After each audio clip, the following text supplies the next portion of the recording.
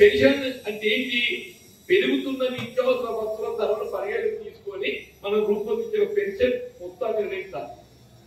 ఒక ప్రభుత్వ ఉద్యోగస్తుడికి ఏది ప్రతి 5 సంవత్సరాల కోసం వేత భత్యాలు సమర్థిస్తారు.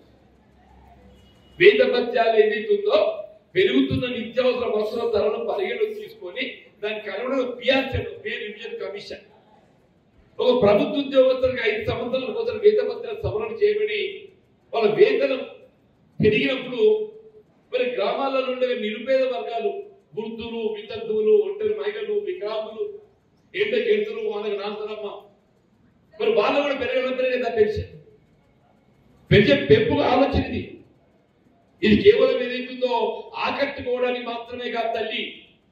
అందరూ ఏమనుకుంటున్నారంటే ఆడబిడ్డను ఆకట్టుకోవడానికి లేదంటే మాట్లాడుతున్నారు. పొరపాటు చెప్పండి. ఆడబిడ్డను ఆకట్టుకోవడం ప్రధానం కాదు. ఆడబిడ్డను ఆకట్టుకోవడం కంటే వాళ్ళని ఆర్థికంగా వారికి ఏదైతుందో కావాల్సిన సదుపాయాలు కల్పింప చేయడానికి వీళ్ళ ప్రభుత్వం విధానం చెప్తారు.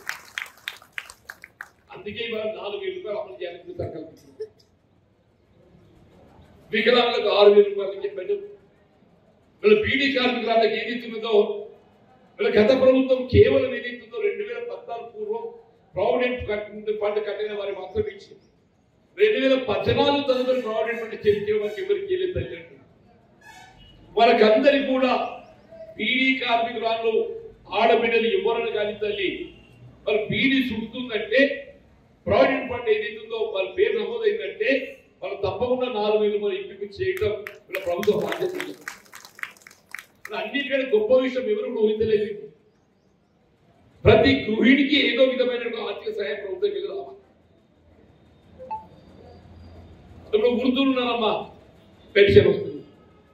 వితంతువులు పెన్షన్ వస్తుంది. ఒంటరి మహిళలు పెన్షన్ వస్తుంది. వికలాంగులు పెన్షన్ వస్తుంది. ఇవన్నీ ఎప్పుడు వస్తాయి? వృద్ధులకు 57 సంవత్సరాలు నిండిత వయసు నిర్ధారణ చేసిన. ఇప్పుడు బీడీలు చేస్తే ఏదైతుందో వయసుతో నిమిత్తం లేకుండా పెన్షన్ వస్తాయి. బీడీలు చేయని ఆడబిడ్డలు ఉన్నారమ్మా పట్టణాలలో.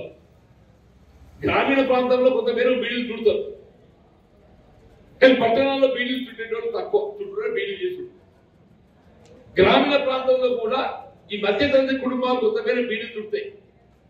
వీళ్ళ వ్యవసాయ కూలీలు ఏదైతుందో వాళ్ళ బీడీ చుట్టూ మీద వాళ్ళకి ఎక్కువ అవగాహన ఉంది.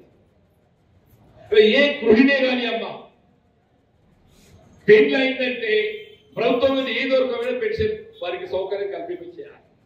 అందుకే 2,500 రూపాయల పెన్షన్ అనేది వీళ్ళు ఎవరు ఊహించలే. ఒక ఆడబిడ్డ పెళ్లి అయింది, యుక్త వయసు వచ్చిందంటే నీకు తప్పకుండా ప్రభుత్వం నీ పిల్ల పాప అవుతారు కాబట్టి ప్రతి నెల 2,500 రూపాయలు సమకూర్చే విధంగా ప్రభుత్వ కార్యక్రమం రూపొందించి అమలు చేయబోతుంది.